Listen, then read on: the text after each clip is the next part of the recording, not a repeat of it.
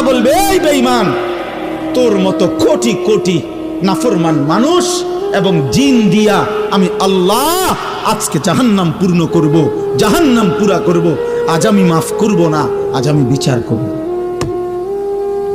মাফ করতে চাইছিলাম দুনিয়ায়, আমি হাজারবার বলছিলাম, কত মৌলভী, কত ওয়াইজ, কত হুজুর, কত ইমাম, কত বক্তা, কত আলেম, কত পীর, কত বুজুর্গ, কত হাজারি করছে যে রে আল্লাহর বান্দা মাফ চাও, মাফ চাও, মাফ চাও, তওবা করো, তওবা করো।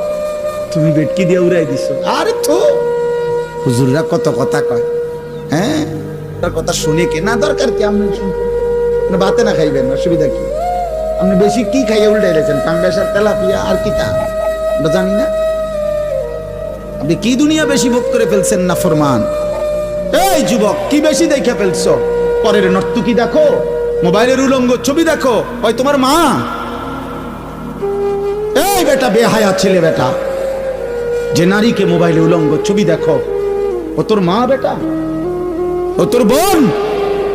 তোর মাকে এমন উলঙ্গ কেউ দেখুক?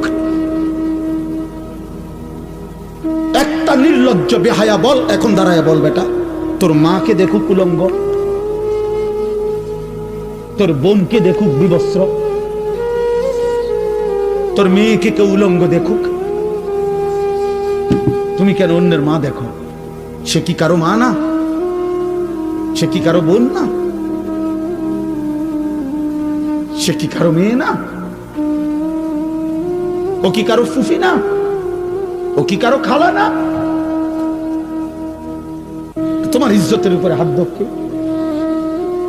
তোমার ঘরের সংগ্রামের উপরে।